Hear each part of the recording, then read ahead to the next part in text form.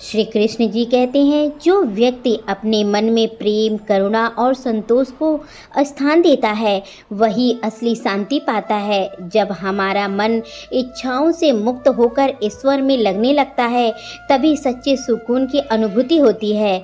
जैसे नदियाँ समुद्र में जाकर शांत हो जाती है, वैसे ही जब हम संसार की भाग दौड़ को त्याग करके आत्मज्ञान की ओर बढ़ते हैं तब हमें वास्तविक सुख मिलता है। सच्चा सुकून कहाँ है?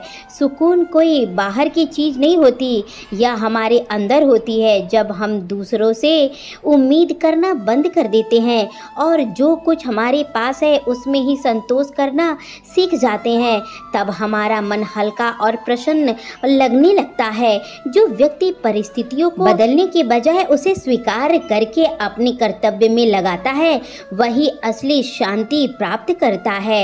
लेकिन अगर मन में ईर्ष्या, द्वेष और शिकायतें भरी होती है तो सुकून कहीं टिक नहीं सकती। जैसे साफ पानी में चंद्रमा साफ दिखाई देती है वैसे ही साफ मन में शांति रह सकती है। दूसरों को माफ करना और खुद को बीते समय की गलती से आज़ाद करना शांति की दिशा में पहला कदम होता है। बहुत से लोग सोचते हैं कि सफलता और धन क्या है, लेकिन असल में सुकून एक आंतरिक अनुभव है।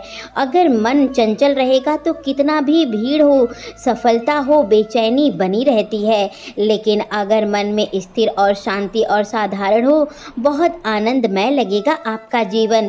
3 चीज़ों जो शांति को छीन लेती है: हर समय जीतने की चाह, हर चीज़ में अपना फ़ायदा ढूंढने की आदत, हर स्थिति को अपने अनुसार बदलने की जिद। हम उनसे ऊपर उठकर जीवन को एक प्रवाह की तरह स्वीकार करते हैं तब शांति मिलती है। सच्चा सुकून वही होता है जहाँ अहंकार नहीं होता, प्रेम बिना शर्त का होता है और जीवन को सरलता से जिया जाता है।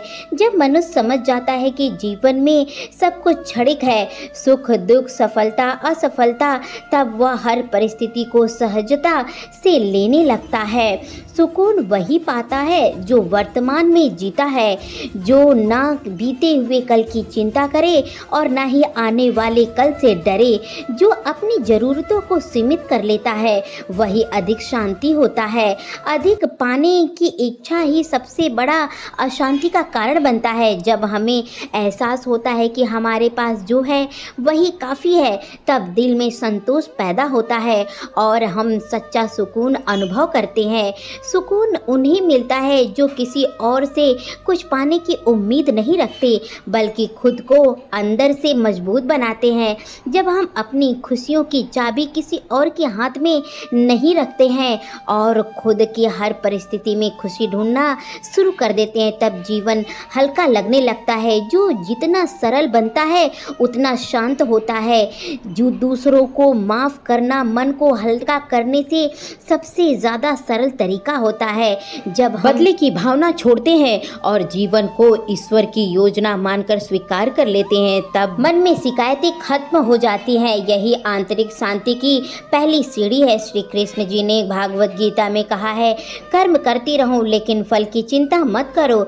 जब हम निस्वार्थ भाव से अपना काम करते हैं और हमें ईश्वर पे समर्पित कर देते हैं तब पूरा पूजन बन जाता है काम आपका और आपको शांति मिल जाती है। आपको फल भी अच्छा ही मिलता है। इसलिए जो भी चीज़ें हैं उसे स्वीकार करना चाहिए।